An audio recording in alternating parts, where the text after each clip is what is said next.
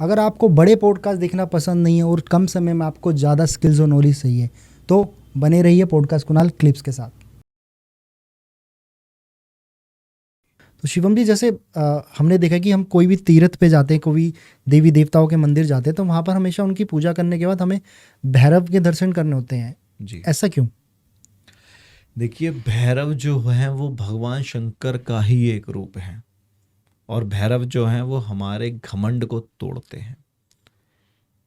बड़ी पौराणिक कथा है कि एक समय पे ब्रह्मा जी में और विष्णु जी में द्वंद्व होता है विचारों को लेके, कौन सर्वश्रेष्ठ है, और ये हमेशा ब्रह्मा जी के मन में आता है, भगवान नारायण के मन में नहीं आता।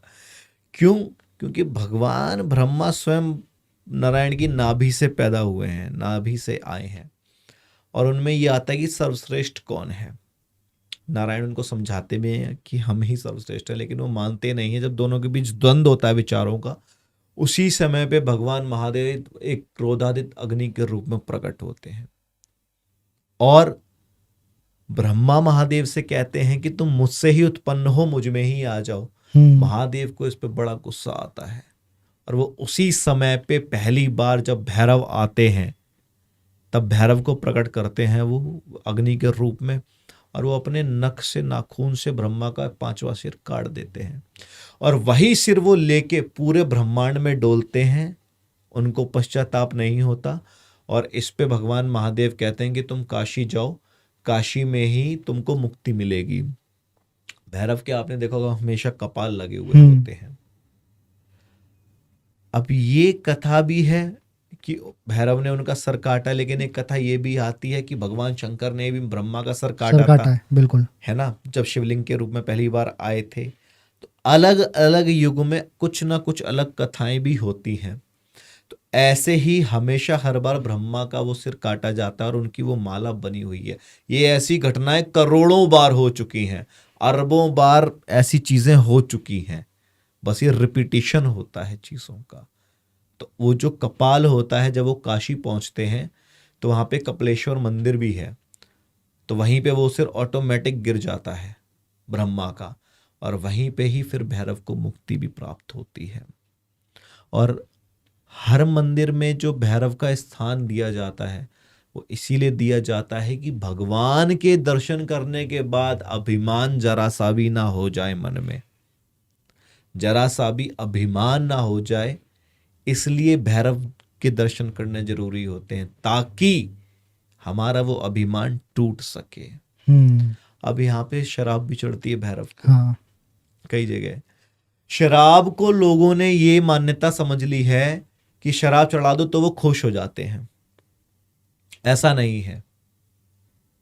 उसकी मान्यता ये है, शराब होती है एक बुराई का प्रतीक। बिल्कुल, शराब बुराई का प्रतीक है। अपनी बुराइयों को सिकोड़ के आपने उसे शराब के फॉर्म में, अपनी बुराइयां जब आप भैरव को देते हो तो वो तुम्हारी बुराइयों को कंज्यूम करते हैं, वो ना कि शराब पीते हैं। जीता जागता एग्जाम्पल है। जब हम अपना सबसे प्राचीन मंदिर यहाँ प्रगति मैदान में है भैरव का, पांडवों के समय पे स्वयंभू प्रकट है यहाँ पे, खूब दारू चढ़ती है, मदरा चढ़ती है, यहाँ पे शराब चढ़ती है। बहुत लोगों के यहाँ काम बन जाते हैं।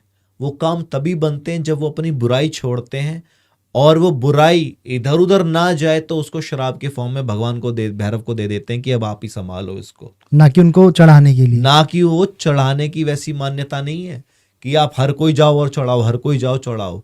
भगवान भैरव भाई देवता शराब थोड़ी पीते हैं, ना देवता कुछ ऐसी चीज का पान करते हैं। गलत मान्यताएं कुछ जो हो गई हैं, इसका अर्थ ऐसे नहीं है, इसका अर्थ ऐसे है, अपनी बुराइयों को आप उन्हें दे देते हो, वो भी स्वीकार कर लेते हैं पूरा। बिल्कुल। जैसे हम तिरुपति बालाजी में जाते हैं, वहां पे केश का दान करते हैं अपने भगवान को। हर स्थान पे अलग अलग दान करते हैं। कहा जाता है कि आपके बालों में आपका घमंड बसता है जी, और आपकी नकारात्मक शक्तियां होती है बालों में, इसलिए लोग उसको दान अर्पित करते हैं ताकि वो दोबारा से अपने जीवन को अच्छा कर पाए। बिल्कुल। अब जब जटाएं भी बन जाती हैं, जो ये जटाएं बन जाती हैं, ये भी महादेव की जटाओं का एक प्रतीक जो होता है। तो ये भी ये होता है कि अब हमने हर चीज को उसके हाल पे ही छोड़ दिया है। इसका भी साइंटिफिक रीजन ये होता है कि जब एनर्जी या फिर कुछ ऐसी इलेक्ट्रिक मैग्नेटिक फील्ड बनती है या फिर कुछ हमें इलेक्ट्रिसिटी आती है, कुछ आता है, तो हमारे सर से होती हुई निकलती है। और ये जटाएं जो हमने बड़े बड़े साधु संत महात्मा थे, ये इनको ऑब्जर्व भी कर सकती हैं, ऑब्जर्व कर सकती हैं अपने अंदर।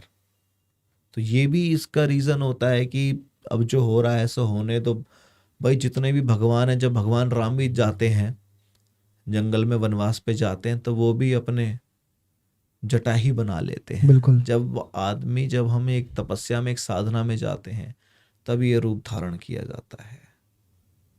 जब माता सीता अशोक वाटिका में थी तो कृस्तन शीस जटा एक बेनी, जपत हृदय रघुपति गुण श्रेणी। माता सीता भी जटा बना लेती हैं और वो चुपचाप बस भगवान राम का ध्यान करती हैं।